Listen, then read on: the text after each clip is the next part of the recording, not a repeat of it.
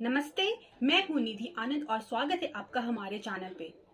आज हम इस वीडियो में बात करेंगे इंडस्ट्री एनालिसिस पे। मुझे पूरा विश्वास है ये वीडियो पूरा देखने के बाद आप इंडस्ट्री एनालिसिस करना सीख जाएंगे, जो आपको एक अच्छी कंपनी और स्टॉक्स में इन्वेस्ट करने में मदद करेगा।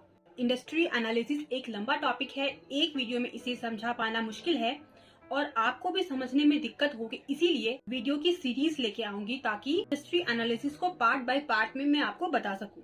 वीडियो मिस ना हो जाए इसके लिए आप सब्सक्राइब करें और बेल बटन बजाना ना भूलें। तो चलिए वीडियो शुरू करते हैं। किसी भी अच्छी कंपनी या स्टॉक्स में इन्वेस्ट करने के लिए हमें फंडामेंटल एनालिसिस करना पड़ता है और इंडस्ट्री एनालिसिस फंडामेंटल एनालिसिस का बहुत इंपॉर्टेंट पार्ट होता है। इस पूरे वीडियो में हम इन सब टॉपिक्स पे डिस्कस करेंगे। Role of industry analysis in fundamental analysis, challenges in defining industry, industry cycle, market sizing और trend analysis, secular trend, value migration और बिजनेस लाइफ साइकिल। चलिए एक एक करके इन सारे टॉपिक्स को समझते हैं। Role of industry analysis in fundamental analysis, जैसे कि इकोनॉमिक एनालिसिस से हमें ये पता चलता है कि आने वाले समय में एक बिजनेस कैसे परफॉर्म करेगा, वो ग्रो करेगा या डिक्लाइन करेगा। इंडस्ट्री एनालिसिस में एक एनालिस्ट ये देखता है कि इंडस्ट्री के वेरियस प्लेयर्स यानी कि मार्केट के वेरियस प्लेयर्स वो कैसे रिएक्ट करते हैं और इंडस्ट्री के प्रोस्पेक्ट्स यानी कि इंडस्ट्री का फ्यूचर कैसे इफेक्ट होगा। कुछ ऐसे क्वेश्चंस है जो इंडस्ट्री एनालिसिस करते वक्त हमें क्वेश्चन पूछनी है।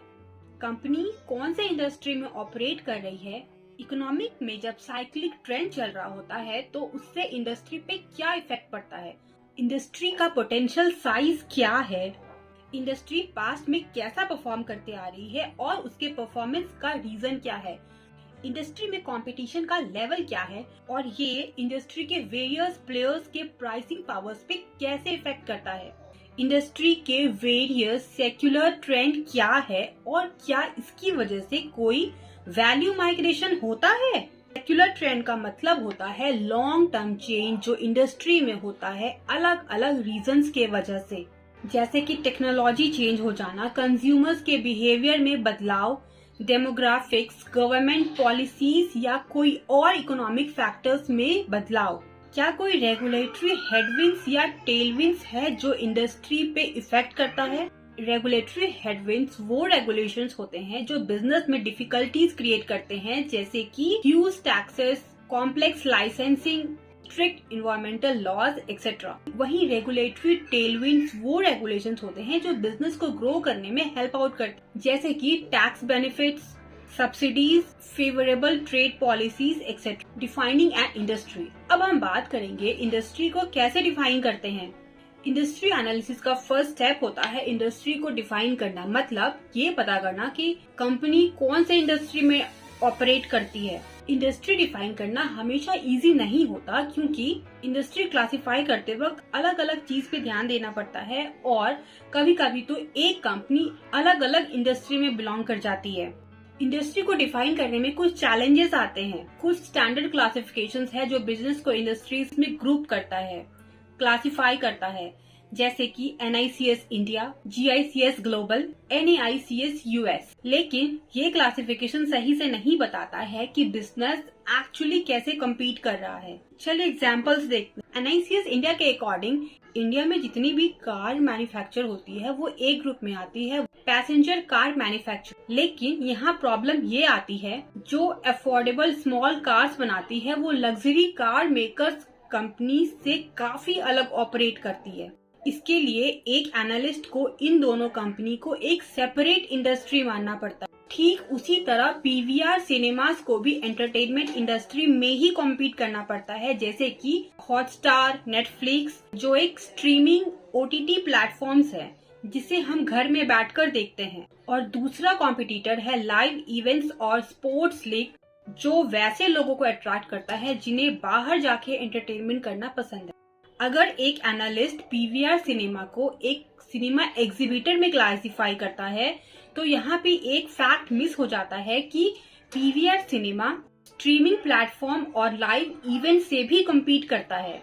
बट अगर हम पीवीआर को एक ब्रॉडर कैटेगरी में क्लासिफाई करते हैं जैसे कि मीडिया और एंटरटेनमेंट, तो मीडिया और एंटरटेनमेंट में जो और भी कंपनीज है उससे पीवीआर कम्पीट करने में जितना स्ट्रगल फेस करता है वो हमें नहीं दिखेगा। सिनेमास को ऑपरेट करने में ह्यूज कॉस्ट लगता है, टिकट प्राइसिंग पे गवर्नमेंट के रेगुलेशंस होते हैं और ऊपर से कस्टमर्स ओटीटी प्लेटफॉर्म्स पे शिफ्ट कर रहे हैं, तो यहाँ पे एक फेयर कंपटीशन और कंपैरिजन नहीं हो पा रहा है। एक और एग्जांपल लेते हैं कैमरा मैन्युफैक्चरिंग का। पहले कैमरा एक सेपरेट प्रोडक्ट माना जाता था, लेकिन जैसे जैसे बिल्ड इन कैमरा वाले स्मार्टफोन पॉपुलर होता गया वैसे वैसे बेसिक कैमरास का डिमांड भी घटता गया और अभी ये हाल है कि mid range camera high and smartphone से कम्पीट कर रहा है। लेकिन एक एनालिस्ट अगर स्मार्टफोन को इग्नोर करके बस कैमरा इंडस्ट्री को देखेगा तो वो एक इम्पोर्टेंट फैक्टर मिस कर जाएगा जो कैमरे के सेल्स को इफेक्ट करता है। How analyst decides industry classification. तो अब देखते हैं एक एनालिस्ट को इंडस्ट्री क्लासिफिकेशन कैसे करना चाहिए। एक एनालिस्ट को उस बेसिस पे इंडस्ट्री क्लासिफाई करना चाहिए जो उस बिजनेस को ड्राइव करता है। हमें उन फैक्टर्स को देखना होगा जो बिजनेस को ग्रोथ करने का रीजन होता है। अगर पीवीआर की सक्सेस इस पे डिपेंड करता है कि कितने लोग बाहर जाके एंटरटेनमेंट कर रहे हैं, तो हमें पीवीआर को out of the home entertainment industry में क्लासिफाई करना होगा, OOH।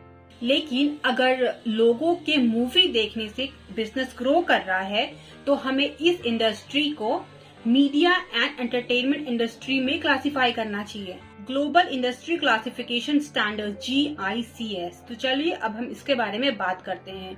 GICS क्या होता है? ग्लोबल इंडस्ट्री क्लासिफिकेशन स्टैंडर्ड्स यानी कि GICS एक ग्लोबल क्लासिफिकेशन स्टैंडर्ड है जो फाइनेंस में ग्लोबल इन्वेस्टर्स बहुत ही वाइडली यूज करते हैं। ये सिस्टम इंडस्ट्री को 4 लेवल में ऑर्गेनाइज करता है। पहला है सेक्टर। सेक्टर एक ब्रॉडर क्लासिफिकेशन है जैसे कि एनर्जी, हेल्थ केयर, टेक्नोलॉजी। दूसरा है industry groups. Industry group sector में ही एक स्मॉलर डिवीजन है। तीसरा है इंडस्ट्रीज। इंडस्ट्री थोड़ा और स्पेसिफिक कैटेगरी हो जाता है। चौथा है सब इंडस्ट्री। सब इंडस्ट्री का और भी डिटेल डिवीजन है। तो चलिए एग्जांपल्स में देखते हैं। सेक्टर ले लेते हैं एनर्जी। इंडस्ट्री की ग्रुप है एनर्जी। इंडस्ट्री है oil, gas and consumable fuels. उसके बाद एक और कैटेगरी है सब इंडस्ट्री जो होगा इंटीग्रेटेड ऑयल एंड गैस। कैसे इन्वेस्टर को डिफरेंट मार्केट में सिमिलर इंडस्ट्री को क्लासिफाई करना आसान हो जाता है। इंडस्ट्री क्लासिफिकेशन एकदम से स्ट्रेट फॉरवर्ड नहीं होता है। एक एनालिस्ट को अच्छे तरीके से बिजनेस एनवायरनमेंट, कंपटीशन और मार्केट ट्रेंड को समझना होगा ताकि सही तरीके से इंडस्ट्री क्लासिफिकेशन हो पाए। सही क्लासिफिकेशन एक बेटर इन्वेस्टमेंट और बेटर बिजनेस डिसीजन लेने में हेल्प करता है। तो इस वीडियो में हमने देखा है फंडामेंटल एनालिसिस में इंडस्ट्री एनालिसिस का क्या रोल है, कंपनी को इंडस्ट्री में कैसे कैटेगराइज करते हैं और इंडस्ट्री क्लासिफिकेशन में क्या क्या चैलेंजेस आती है। बाकी के टॉपिक्स हम अगले वीडियो में देखेंगे। तब तक के लिए थैंक यू। वीडियो अच्छा लगा तो लाइक और शेयर करें।